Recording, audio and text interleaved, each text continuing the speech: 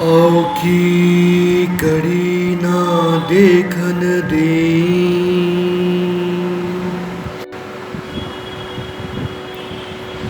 अपना बिरद संभाले, हाथ दे राखै अपने को, सास सास प्रतिपाले, प्रभु स्यो लाग रह्यो मेरा चीत,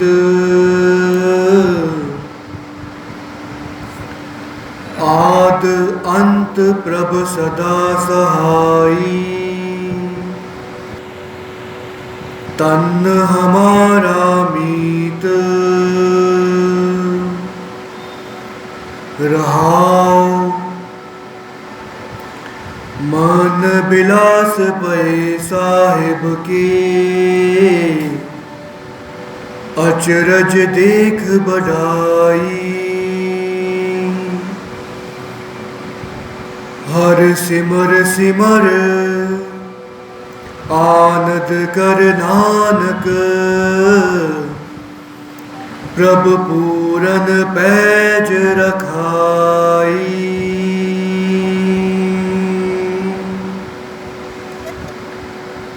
वाहिगुरु जी का खालसा, वाहिगुरु जी की फतेह। जिस प्रकार हम संसार में देखते हैं कि सब कुछ होते हुए भी कुछ लोग बहुत दुखी रहते हैं। संसार में अक्सर ये देखा गया है कि मनुष्य के पास भले ही धन दौलत, ऐशो आराम, नौकर चाकर, बंगला गाड़ी, हर कोई सुविधा उसके पास है, परंतु फिर भी वो दुखी है। इसका क्या कारण है? कई बार हम ये भी सुनते हैं कि मनुष्य कहते हैं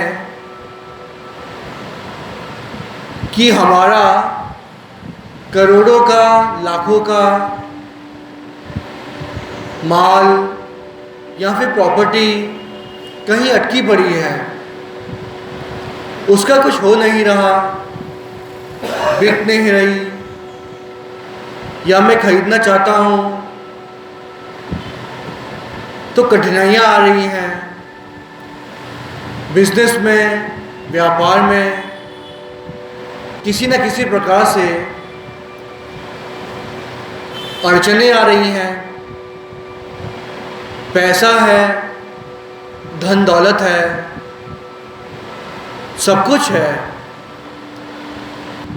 व्यक्ति बुद्धिमान भी है, चतुर भी है, चालाक भी है, फिर कहाँ कमी आती है जो कि कोई बात बन नहीं रही होती। दरअसल होता यूं है कि आज मनुष्य के पास भले ही धन दौलत सभी कुछ है, परंतु वो कभी दान नहीं करता। किसी को देने से पहले वो 1,00,000 बार सोचता है कि मैं दूं या ना दूं, और फिर कई बार देखने में आता है कि वो संकोच कर जाता है। कई बार हमने संसार में देखा है कि मनुष्य के पास सब कुछ होते हुए भी वो ऐसे रहता है जैसे कि उसके पास कुछ ना हो। और कई बार ऐसा देखा गया है कि मनुष्य के पास धन दौलत सब कुछ है, परंतु वो किसी को कुछ देता नहीं।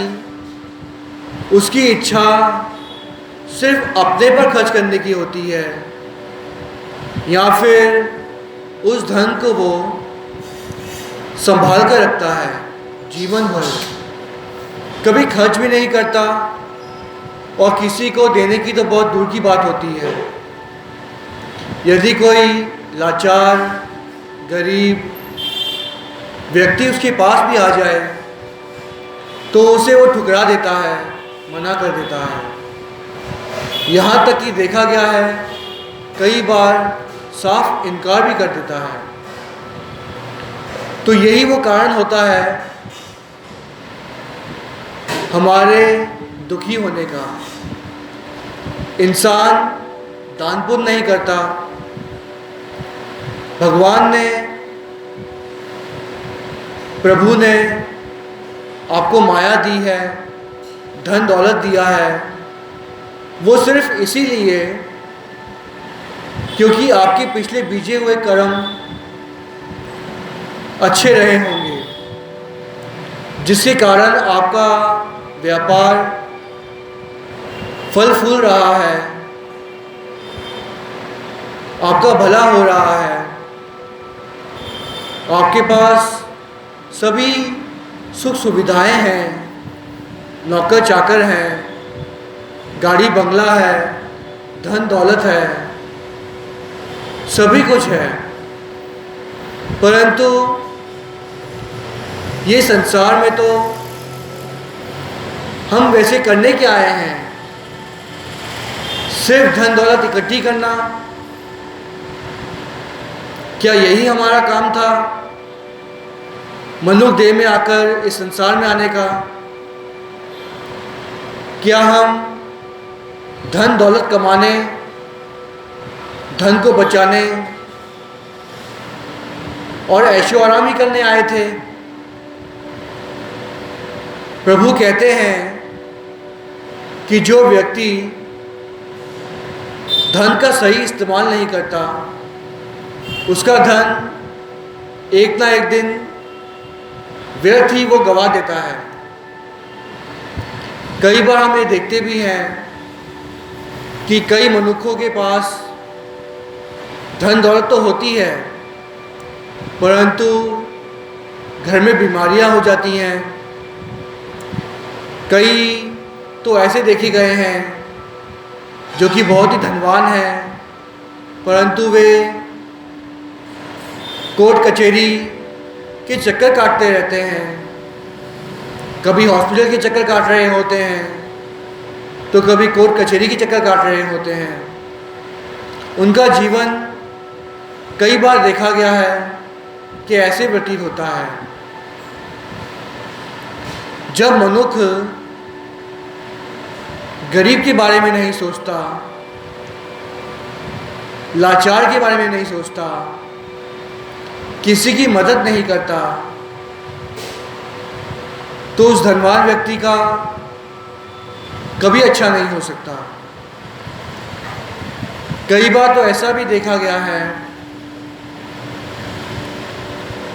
कि व्यापार धनवान व्यक्ति कर रहा है और उसके पास जो भी मजदूर कर्मचारी काम कर रहे हैं, उनका पैसा भी वो खो लेता है, गरीब मार करता है। किसी मजदूर को, किसी व्यक्ति को किसी चीज़ की ज़रूरत होती है, घर में बच्चा बीमार होता है, घर में कोई तकलीफ़ होती है, कोई कष्ट होते हैं, तो धनवान व्यक्ति यही नहीं देखता कि वो किसी की मदद कर दे। सिर्फ अपना पैसा अपने पास ही रखना चाहता है, अपनी तिजोरी हमेशा ही भरी रहनी चाहिए, ऐसी उसकी इच्छा होती है, मनोकामना होती है। परंतु ऐसे व्यक्ति देखे गए हैं कि हम भी ये सोचते हैं कई बार कि इतना ज़्यादा पैसा है इसके पास, शादी तक नहीं की। कई बार ऐसा भी होता है कि ऐसे संस्थान वाले भी बहुत बड़े बड़े अमीर हैं जो शादी भी नहीं की उन्होंने, करोड़ों रुपए दबाकर बैठे हैं, परंतु मजाल है कि 1 रुपये किसी को दे दे। उनकी मनोवृत्ति इस प्रकार की होती है कि बस पैसा अपने पास ही रखना है। कई बार तो उनको देखकर ऐसे लगता है कि जैसे ये पैसा अपने साथ ऊपर ले जाने वाले हैं मरने के बाद। ऐसे लोगों को देखकर कई बार ऐसे मन में विचार भी आते हैं। दरअसल गुरु साहब जी ने सिखों को ये उपदेश दिया है, जहाँ पर हमें नाम बानी के साथ जुड़ना है, सेवा बंदगी के साथ जुड़ना है, वहाँ गुरुओं ने सिखों को ये भी उपदेश दिया है कि दान पुण्य करना भी बहुत अवश्य है। तभी तो कहते हैं ना, गरीब का मुंह गुरु की गोलक के समान होती है। यदि कोई व्यक्ति किसी गरीब की मदद करता है, भूखे को खाना खिला देता है, कोई पढ़ना चाहता हो बच्चा, उसे शिक्षा प्रदान करता है, तो वो पैसा, मैं गुरु की हजूरी में कहता हूँ कि वो पैसा हमेशा ही फल फूलेगा। उस पैसे में कभी टोट नहीं आएगी। यदि आप किसी अच्छे काम में, आपके पास करोड़ों रुपए हैं, लाखों रुपए हैं, यदि आप किसी को कुछ रुपए दे दें, हज़ारों रुपए भी दे दें, तो ये मत समझिएगा कि आपके पैसे कम हो गए हैं।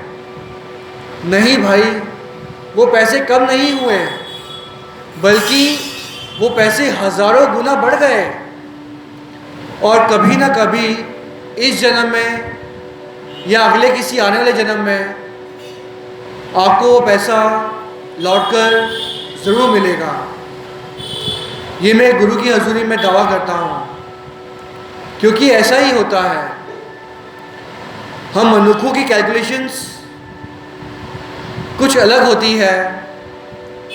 हम चाहते हैं कि सिर्फ हमारा ही पेट भरे, हम ही कमाएं, हम ही खाएं, परंतु गुरु की कैलकुलेशंस गुरु ही जाने। वो तो ऐसा होता है, गुरु तो ये चाहते हैं कि जिसके पास है वो बांटे, दान करे, तभी वो पैसा फलता है, तभी वो मनुष्य अंदर से सुखी रहता है। क्योंकि अंदर से सुखी रहना बहुत ज़रूरी है। कई बार हम संसार में देखते हैं कि मनुष्य बाहरी तौर पर सुखी है आज, और अंदर उसे झांक कर देखें, जब उसके पास बैठे, जब उसे समझे, हम उस व्यक्ति के बारे में हम जाने, तो हमें ये ज्ञात होता है कि अंदर से वो इंसान बहुत ही ज़्यादा दुखी होता है। कभी अपने शरीर के कारण, कभी बच्चों के कारण, कभी बीवी के कारण, कभी किसी और कारण। जो मनुष्य दान पुण्य नहीं करता, किसी के दुख को नहीं समझता, लापरवाह बन जाता है, वो मनुष्य कभी अंदर से सुखी नहीं हो सकता। मैं एक बात और आपको बता दूं कि विश्वास बहुत ही ज़्यादा ज़रूरी है गुरु के प्रति। क्योंकि हम गुरु घर में आकर सेवा तो कर लेते हैं, नाम तो जप लेते हैं, पर ये अक्सर देखा गया है कि हम कभी गुरु पर पूर्ण विश्वास नहीं करते। सबसे पहले तो मनुष्य को अपने ऊपर ही विश्वास रहता है कि मैं सब कुछ कर सकता हूँ। जो मनुष्य सिर्फ अपने आप पर विश्वास रखता है, कई बार तो देखा गया है कि अहंकार भी करता है, उस मनुष्य का कभी भला नहीं हो सकता, क्योंकि अहंकारी मनुष्य गुरु को भी नहीं भाते। जो व्यक्ति संसार में अहंकार में जीता है, हमेशा ही मैं करता है, जिस प्रकार हम देखते हैं संसार में बकरा भी आखिर सारा जीवन मैं ही करता है, आखिर उसे कटना पड़ता है। उसी प्रकार ये मनुष्य भी ऐसे होते हैं जिन्हें आगे चलकर दुख भोगना पड़ता है, जो भी मनुष्य अहंकार में जीते हैं। जहाँ तक विश्वास की बात है, गुरु पर हमें पूर्ण विश्वास होना चाहिए, पूर्ण भरोसा होना चाहिए। कई बार संसार में देखा गया है कि मनुष्य सेवा तो कर लेता है, अरदासें तो कर लेता है गुरु के आगे, परंतु ये सोचता है कि क्या पता मेरा काम बनेगा या नहीं। और कई बार तो ऐसा भी देखा गया है, यदि कुछ समय पर उसका काम ना बने तो वो यहाँ वहाँ भी भटकता है, पंडितों के पास चला जाता है, अंगूठियाँ पहन लेता है, कब्रों में जाकर माथा टेकता है, तावीज़ पहनता है और ना जाने कई प्रकार के पखंड करता है। परंतु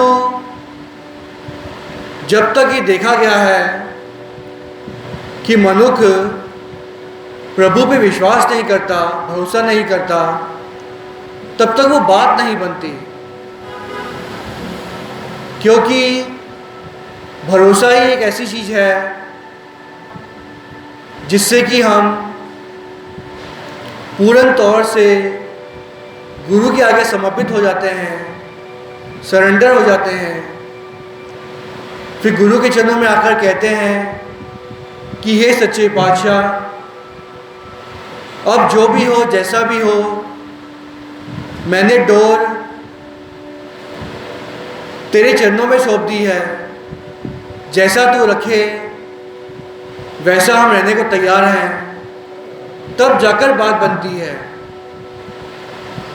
यदि मनुष्य गुरु पर भरोसा ही ना करे तो बात कैसे बनेगी। जिस प्रकार एक छोटी सी वार्ता आती है कि एक बच्चा था, वो गुरु पर बहुत ही भरोसा किया करता था, प्रभु पर उसे बहुत ही विश्वास था। उस जगह पर कहते हैं वर्षा नहीं हो रही थी, बारिश नहीं हो रही थी, तो सभी अरदास करने के लिए गुरु के चरणों में गए। तो कहते हैं उस बच्चे ने अपने साथ छतरी को वो ले गया, अपने साथ छतरी साथ में ले गया। जब लोगों ने हंसकर पूछा कि बेटे यहाँ तो अकाल पड़ा हुआ है, तू छतरी क्यों साथ में ले जा रहा है, तो बच्चे ने कहते हैं मुस्कुराते हुए उत्तर दिया कि हम गुरु के चरणों में अरदास करने जा रहे हैं और मुझे विश्वास है कि गुरु हमारी सुन लेंगे और बारिश हो जाएगी। तो मैं आते वक्त भीग कर आना नहीं चाहता, इसलिए छाता साथ में ले जा रहा हूँ। इसे कहते हैं विश्वास, भरोसा। इतना भरोसा हमें गुरु पर होना चाहिए। कई बार इंसान देखा गया है कि भरोसे के नाम पर इंसान कई ऐसे लोगों पर अंधविश्वास भी करता है। जो व्यक्ति उसे तावीज़ बनाकर देते हैं, वो पंडित जो उसके हाथों में, उंगलियों में अंगूठियाँ बनाकर देते हैं, जो झाड़ फूक करते हैं। ऐसी संस्था वाले जो आज लोगों को बेवकूफ़ बना रहे हैं और अपने साथ जोड़ रहे हैं और लोगों के लाखों करोड़ों रुपए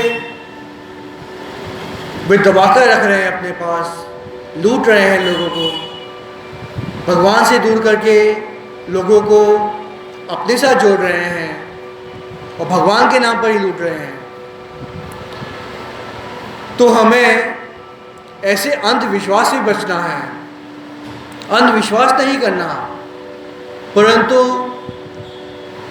जहाँ तक गुरु की बात आती है, गुरु पर हमें भरोसा करना है और पूरा विश्वास रखना है कि गुरु हमारी सुनेंगे, हम पर कृपा करेंगे, हम पर बख्शिशें करेंगे और हमें तार लेंगे। आज हम जो साखी सुनने जा रहे हैं वो इसी भरोसे की है और इसी दान पुण्य की है कि दान पुण्य करने का क्या फल मिलता है और गुरु पे भरोसा करने का कैसे फल मिलता है। आज हम जो साखी सुनने जा रहे हैं वो है भाई सोमा जी की। कहते हैं भाई सोमा जी अमृतसर में रहा करते थे। हुआ यूं कि भाई सोमा जी जब छोटी अवस्था के थे, छोटी आयु के थे, बच्चे थे, बालक थे, तो कहते हैं उनके पिता गुजर गए, उन्होंने शरीर छोड़ दिया, वे चढ़ाई कर गए। अब हुआ यूं कि घर में बहुत ही गरीबी थी, कमाने का कोई साधन नहीं था। ये तो वही समझ सकते हैं जिनके पिता छोटी उम्र में साथ छोड़ जाए और घर में तंगी आ जाए, गरीबी आ जाए। अब हुआ यूं कि वो छोटा सा बालक जो छोटी अवस्था में था, अभी उसने ठीक ढंग से बोलना भी नहीं सीखा था, तोतली आवाज़ में बोला करता था। छोटे से बालक के मन पे क्या बीत रही होगी ये तो वो बालक ही जाने या प्रभु ही जाने। अब हुआ यूं कि उसके कंधे पर अब बोझ पड़ गया घर का, कि अब घर गृहस्थी उस बच्चे को चलानी थी, क्योंकि बाप का साया सर से उठ चुका था, घर में कोई कमाने वाला नहीं था। कहते हैं भाई सोमा जी की माता ने सोमा से कहा कि बेटे हम बहुत गरीब हैं, घर में खाने को नहीं है,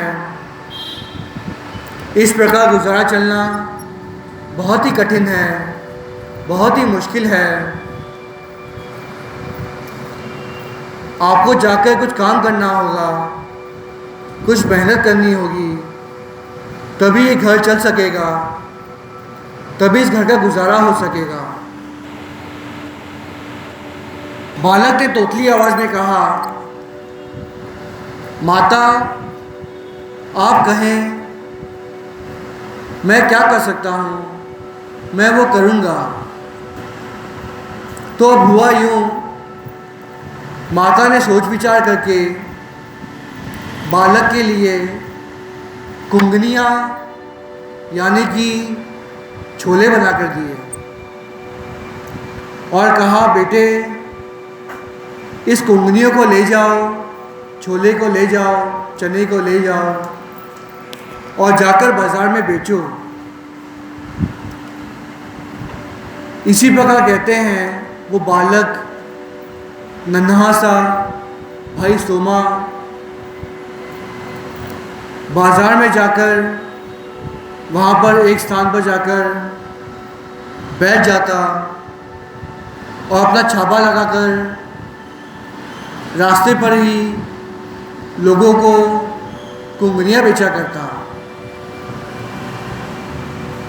कुछ लोग आते, बालक को देखकर उसे कुंगनियाँ खरीद लेते खाने के लिए। अक्सर हम संसार में देखते हैं कि हम बड़े बड़े मॉल्स में और बड़ी बड़ी दुकानों में जाना पसंद करते हैं, शोरूम्स में जाना पसंद करते हैं। रास्ते से हम कुछ लेते नहीं। कई बार हम इस संसार में देखते हैं कि बहुत ही गरीब लोग भी, कई बार तो ये भी देखा गया है कुछ छोटे छोटे नन्हे से गरीब बच्चे भी रोड पर कुछ ना कुछ लगा कर बैठ जाते हैं, छोटी सी दुकान लगा कर बैठते हैं, कुछ ना कुछ बेचने की कोशिश करते हैं। और कई बार तो ये भी देखा गया है कि कुछ बहुत ही वृद्ध आयु के लोग,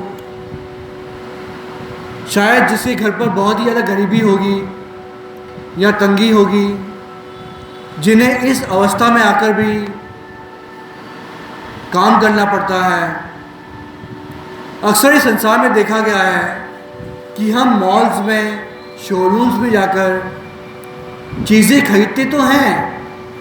मैं ये नहीं कहता कि ना खरीदें, ना जाएं, खुशी से जाएं, परंतु जब हम किसी वृद्ध आयु के वृद्ध इंसान को देखें जो बेचारा गरीब हो, या फिर किसी बच्चे को देखें कि वो रास्ते पर कुछ लेकर बैठा हो बेचने के लिए, तो भले ही मैं कहता हूँ आपको खरीदना हो ना हो, आपको उस वस्तु की ज़रूरत हो ना हो,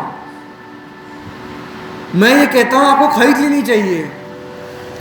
फिर भले ही वो वस्तु आप किसी को बांट दें, दे दें, परंतु इससे होगा यूँ कि जो गरीब व्यक्ति, जिसे पैसों की ज़रूरत है, माया की आवश्यकता है, धन की आवश्यकता है, यदि आप उस गरीब व्यक्ति से, गरीब मनुष्य से कुछ खरीद लेंगे तो उसका घर चल जाएगा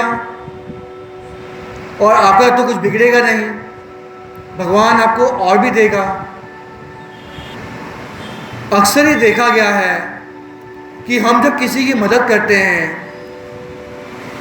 जब कोई व्यक्ति आपसे मांगता है या ना भी मांगता हो, आप किसी को लाचार देखते हैं, ज़रूरतमंद देखते हैं, तो आपको उसकी मदद ज़रूर करनी चाहिए। क्योंकि जब आप किसी की मदद करते हैं तो वो पैसा आपके हाथों से जाता नहीं है कभी भी, वो हज़ारों गुना बढ़कर कभी ना कभी आपको ज़रूर मिलता है। अब हुआ यूँ कि भाई सोमा जी ने अपना छाबा लगाकर, दुकान लगाकर रास्ते पर बैठ गया और कहते हैं वो कुंगनियाँ बेचा करता था, छोले बेचा करता था। अब हुआ यूँ कि कुछ दिनों बाद भाई सोमा जी ने अपनी माँ को पूछा कि हे माता, मैं ऐसी कौन सी जगह जाकर बैठूं जहाँ पर मेरी कुंगनियाँ जल्द से जल्द बिक जाएं और सभी बिक जाएं। तो माता ने सोच विचार कर उत्तर दिया कि बेटा तुम एक काम करो, जाकर गुरु रामदास साहब जी के पास उनके सिखों को जाकर बेचो, वो सभी कुंगनियाँ आपसे ज़रूर लेंगे, आपकी वहाँ पर चढ़ती कला होगी। क्योंकि गुरु घर में कभी कांटा नहीं बहता और गुरु के सिख बहुत महान होते हैं, बहुत चढ़ती कला वाले होते हैं, उन पर बहुत कृपा होती है। तो कहते हैं ऐसा ही हुआ, नन्हे से बालक भाई सोमा जी ने अमृतसर में गुरु रामदास साहब जी की नगरी में हरमंदिर साहब जी के सामने जाकर कुंगनियाँ बेचनी शुरू कर दी। कहते हैं गुरु रामदास साहब जी महाराज चौथी पातशाही जब वहाँ से गुजर रहे थे हरमंदिर साहब जी के पास से, तो उन्होंने एक छोटे से बालक को देखा जो कि कुंगनियाँ बेच रहा था, छोले बेच रहा था। कहते हैं चौथी पातशाही धन धन साहिब श्री गुरु रामदास साहब जी ने जब उस बालक को देखा तो गुरु साहब जी को अपना बचपन याद आ गया। गुरु साहब जी सोचने लगे कि मैं भी कभी रास्ते पर बैठकर कुंगनियाँ बेचा करता था। जिस प्रकार आपने कथा सुनी है भाई जेठे जी की कि किस प्रकार उनके माँ बाप का देहांत हो गया था, वे गुजर गए थे जब भाई जेठा जी छोटी उम्र के थे। उपरंत उनकी नानी जी ने उन्हें पाला पोसा और उन्हें कहते हैं वे कुंगनियाँ बनाकर दिया करती थी और भाई जेठा जी कुंगनियाँ बेचा करते थे। और कुंगनियाँ बेचते बेचते आगे चलकर उन्होंने तीसरी पातशाही धन धन साहिब श्री गुरु अमरदास साहब जी की सेवा की, बौली साहब जी की सेवा की और आगे चलकर वही भाई जेठा जी धन धन साहिब श्री गुरु रामदास साहब जी बन गए थे, चौथी पातशाही बन गए थे। तो गुरु रामदास साहब जी ने जब भाई सोमा जी को देखा, छोटे से बालक को देखा कि वो कुंगनियाँ बेच रहा है, तो गुरु साहब जी ने सोचा कि मैं भी तो कभी इसी प्रकार जब मैं भाई जेठा जी था तो इसी प्रकार बालक के रूप में मैंने भी कुंगनियाँ बेची थी। और गुरु साहब जी का खेल तो गुरु साहब जी ही जाने। हुआ यूँ कि गुरु साहब जी उस छोटे से बालक के पास चले गए उसे देखकर और कहते हैं गुरु साहब जी ने जाकर उस बालक से उसका नाम पूछा। बालक ने तोतली जबान में उत्तर दिया, हे सच्चे बादशाह, मेरा नाम सोमा है। कहते हैं भाई सोमा जी अरोड़ा परिवार के थे। तो भाई सोमा जी ने उत्तर दिया था, मेरा नाम सोमा है। इस पर गुरु साहब जी ने कहा, तू कुंगनियाँ बेच रहा है? भाई सोमा जी ने कहा, जी सच्चे बादशाह। गुरु साहब जी ने पूछा, भाई सोम्या, आज तूने कितने वटक वट्टे हैं, यानी कि कितने पैसे कमाए हैं? तो भाई सोमा ने कहा, हे सच्चे बादशाह, आज आपकी कृपा से मैंने 80 पैसे कमाए हैं। तो गुरु साहब जी ने अपना हाथ आगे कर दिया, कहा, भाई सोम्या, ये पैसे मुझे दे दो। उस वक्त कहते हैं हरमंदिर साहब जी की उगराई चल रही थी, हरमंदिर साहब तैयार हो रहा था, दरबार साहब बन रहा था। गुरु साहब जी ने हाथ आगे करके उस बालक से पैसे लिए। बालक ने खुशी खुशी मुस्कुराते हुए, जो उसने पूरे दिन में पैसे कमाए थे 80 पैसे, वो पैसे गुरु साहब जी के हाथों में रख दिए, मुस्कुराते हुए। अब हुआ यूँ कि वो बालक अपने सामान को समेटकर घर लौट गया। घर पर जाकर बताया बहुत खुशी से कि हे माता, आज मेरे पास सच्चे पातशाह गुरु साहब जी आप आए थे और मुझसे बातें की और मुझसे पैसे मांगे उन्होंने, और मैंने अपने सारे पैसे दिन भर के कमाए हुए जितने वटे थे, जितने कमाए थे कुंगरियाँ बेचकर, वो 80 पैसे मैंने गुरु साहब जी के हाथों में रख दिए। माता बहुत खुश हुई, कहा कोई बात नहीं, गुरु भली करेंगे। धन्य है वो माता, धन्य है वो बालक जिसने अपने गरीबी में जितने पैसे दिन भर के कमाए थे वो पैसे गुरु की हथेली में रख दिए। और वो माता धन है जिसने बालक को बुरा भला ना कहते हुए उसे अपने गले से लगा लिया, उसे प्यार दिया और कहा गुरु भली करेंगे, बहुत अच्छा किया तुमने। अगर कल फिर गुरु आए तो यही करना। अच्छा उपदेश दिया अपने बच्चे को। अगर यही हमारी आज की माता होगी, आज की कोई नारी होगी, यदि कोई बालक गुरु घर में आकर अपना सारा दिन भर की कमाई गुरु का अगर सौंप दे तो पहले से उसे गालियाँ पड़ेगी और हो सकता है चपेट भी पड़ जाए। आज हमारे विचार बहुत बदल गए हैं, आज हमारी मनोवृत्ति काफ़ी बदल गई है। जो हमारे विचार पुरातन समय पर हुआ करते थे, जो हम सोचा करते थे, आज हम उससे विपरीत हो गए हैं। परंतु यदि अगर हम गुरु पर भरोसा करेंगे तो गुरु की बख्शिशें हम पर जरूर होगी। अब हुआ यूँ, माता ने अगले दिन कुंगनियाँ बनाकर अपने बालक को, भाई सोमा जी को फिर से दे दी।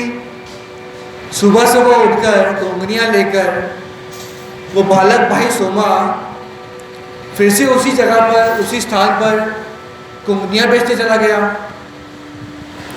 और कहते हैं गुरु रामदास साहब जी चौथी पातशाही उसी जगह पर भाई सोमा जी के पास फिर आ गए। शाम को पहुंच गए, कहा बेटे कुंगनियाँ बिक गई। बालक सोमा ने उत्तर दिया, जी सच्चे पातशाह, जी प्रभु। आज कितने पैसे बट्टे हैं, कितने पैसे कमाए हैं? बालक ने उत्तर दिया, हे सच्चे पातशाह, मैंने आज 60 पैसे कमाए हैं। गुरु साहब जी ने फिर से हाथ आगे कर दिया, कहा दे दे भाई फिर। जरा सोचिए, उस बच्चे ने फिर से अपने पैसे जितने कमाए थे 60 पैसे दिन के गुरु साहब जी के हथेली में रख दिए। गुरु साहब जी ने मुस्कुरा दिया और वे चले गए उसके सर पर हाथ रखकर। बालक फिर घर पर गया, माता को फिर बताया। माता ने कहा कोई बात नहीं, गुरु भली करेंगे। इसी प्रकार तीसरे दिन फिर हुआ, तीसरी बार फिर वो गया कुंगनियाँ बेचने, छोले बेचने अमृतसर हरमंदिर साहब जी के सामने। दिन भर में जो कुंगनियाँ बेची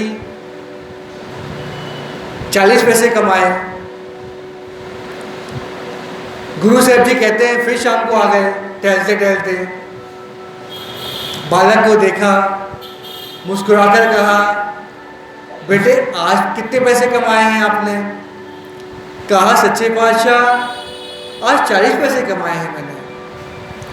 गुरु साहब जी ने कहते हैं फिर से हाथ आगे कर दिया, कहा तो दे दो भाई मुझे।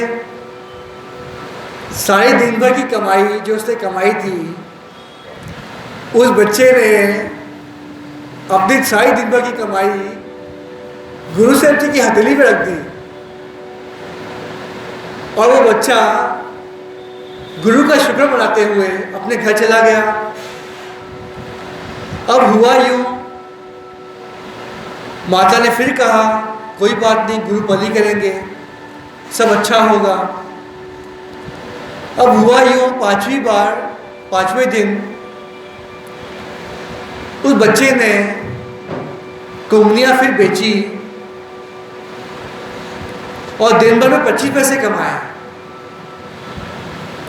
और वो गुरु का इंतजार कर रहा था कि आज गुरु नहीं आए। कहते हैं वो गुरु दरबार में चला गया, वहां बहुत भीड़ थी। कहते हैं काबुल, कंधार से और कई जगहों से सिख संगत गुरु के दर्शनों के लिए आए थे। वो छोटा सा नन्हा सा बालक भीड़ को काटते हुए आगे बढ़ते हुए गुरु के चरणों में जा पहुंचा और गुरु के चरणों में जाकर कहते हैं उसे नमस्कार की, प्रणाम किया गुरु साहब जी को। गुरु साहब जी ने उसे देखा और गुरु साहब जी को उस बालक ने जाकर भाई सोमा जी ने कहा कि हे सच्चे बादशाह, आज मैंने कुंगनियाँ तो बेची पर आप पैसे लेने नहीं आए। आप नहीं आए इसीलिए मैं आपके पास आ गया आज। तो गुरु साहब जी ने कहा तो बताओ बेटे, आज तुमने कितने पैसे बट्टे, कितने पैसे कमाए। तो नन्हे से बालक ने तोतली आवाज में निम्रता सहित कहा, हे सच्चे बादशाह, आज मैंने 25 पैसे कमाए हैं। गुरु साहब जी ने कहा भाई तू पहले दिन 80 पैसे कमाता था, फिर तू 60 पैसे में आ गया, फिर तू 40 पैसे में आ गया, आज तू 25 पैसे ही दे कह रहा है। तेरे पैसे कम कैसे होते जा रहे हैं, बेच तो तू रोज ही रहा है। तो उस बालक ने उत्तर दिया, हे सच्चे बादशाह, हम बहुत ही गरीब हैं, घर में इतना भी नहीं होता राशन, इतनी रसक भी नहीं है कि हम खुद भी खा सकें, और इतनी रसक भी नहीं है कि मैं कुंगनियाँ बेच सकूं। वो कुंगनियाँ कम है इसलिए मैं कम कुंगनियाँ बेचता हूँ, इसलिए पैसे कम होते हैं। जानी जाननहार गुरु साहब जी तो सभी को जानते थे, काटकट के अंतर की जानत, पले बुरे की पीर पहचानत। गुरु साहब जी तो सभी की दिलों की जानते हैं, सब कुछ जानते हैं। अभी इस वक्त हम क्या सोच रहे हैं, हमारे मन में क्या चल रहा है, वो भी जानते हैं गुरु। गुरु से कभी कुछ छुपा नहीं।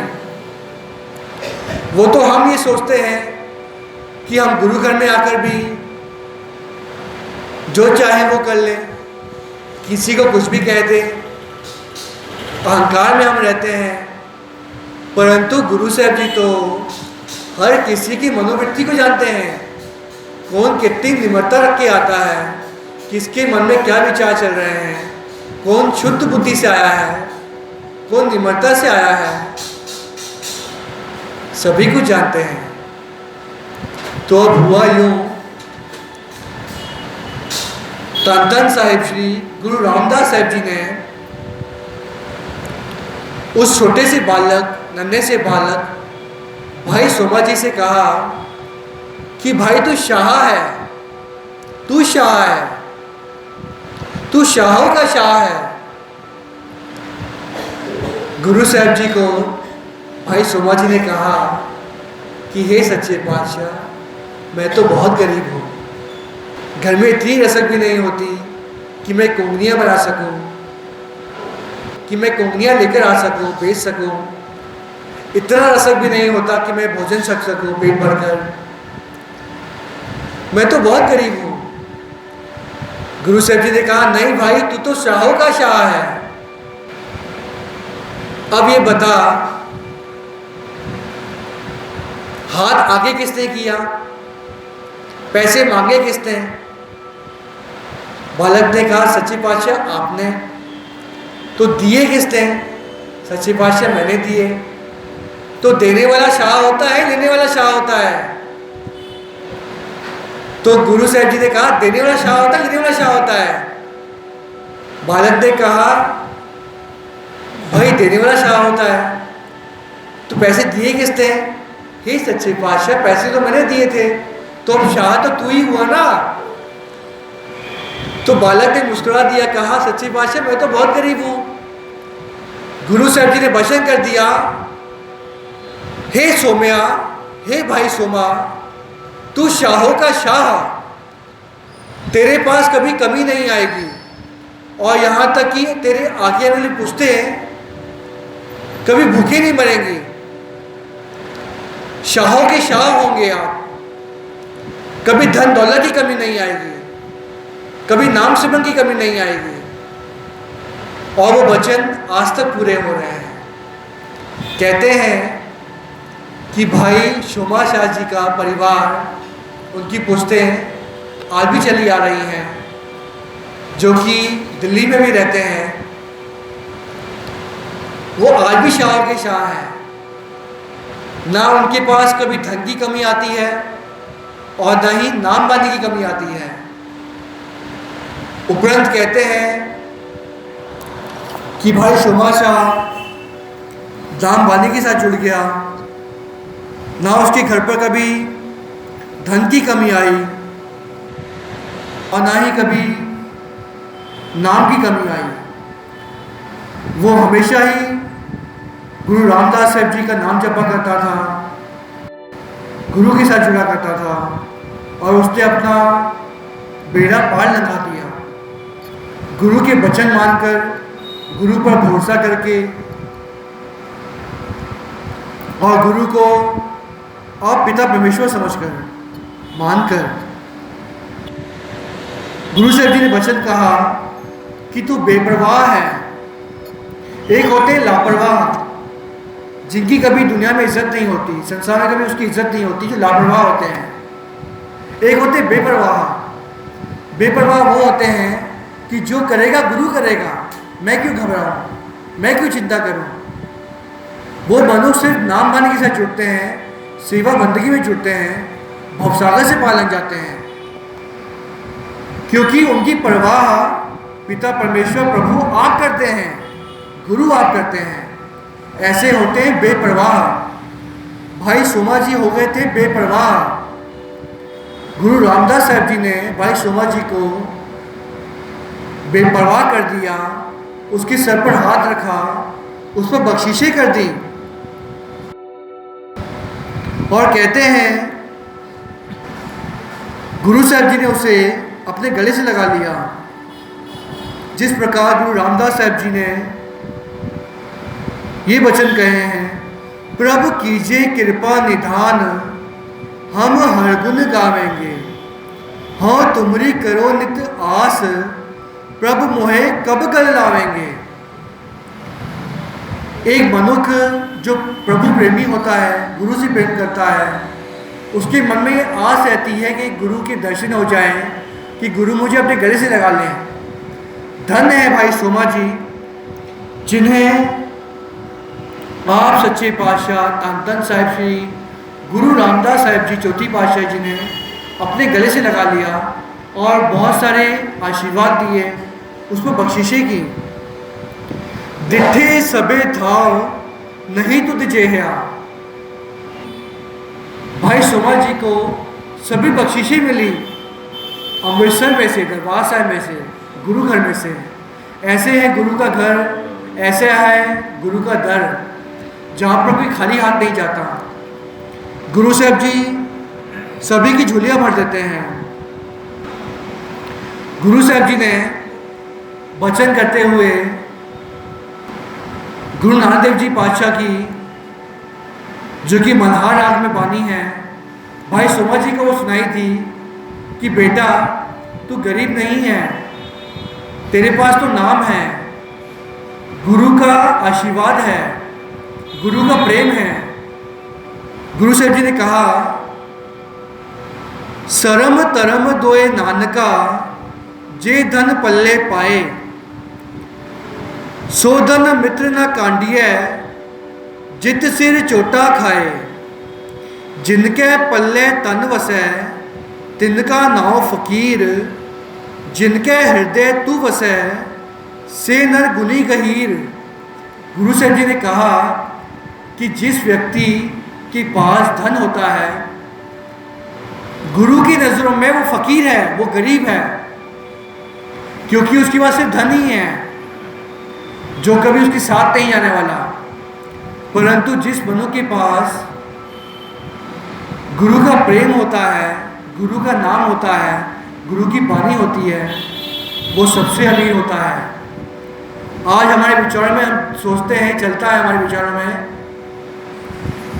कि जो अमीर है उसकी हम इज्जत करते हैं, जो गरीब होता है उसे हम उसको समझते ही नहीं। परंतु गुरु की नज़रों में जो अमीर है, जिसकी पास सिर्फ धन ही है, गुरु की नज़रों में वो गरीब है, क्योंकि वो नाम नहीं जपता, अमृत विला नहीं संभालता, बानी नहीं पढ़ता, सेवा नहीं करता। परंतु जो मनुष्य सेवा करता है, बानी पढ़ता है, अमृत विला संभालता है, वो बहुत ही ज़्यादा अमीर है। उस पर गुरु बख्शिशें करते हैं। जिस प्रकार बख्शिशें गुरु साहब जी ने भाई सोमा जी पर की थी, उस प्रकार बख्शिशें होती हैं जो नाम के साथ जुड़ता है।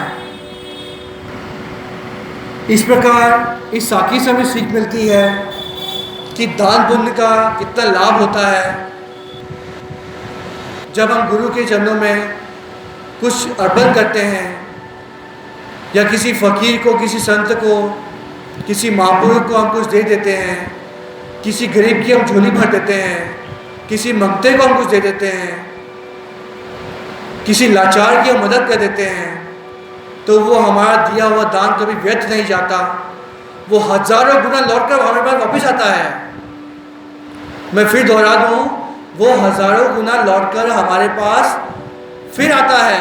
भले वो आज आए ना आए, आगे आने वाले जन्मों में आता है, वो कभी ना कभी हमें जरूर मिलेगा। हमें उस धन की प्राप्ति होगी और खुशियों की भी प्राप्ति होगी।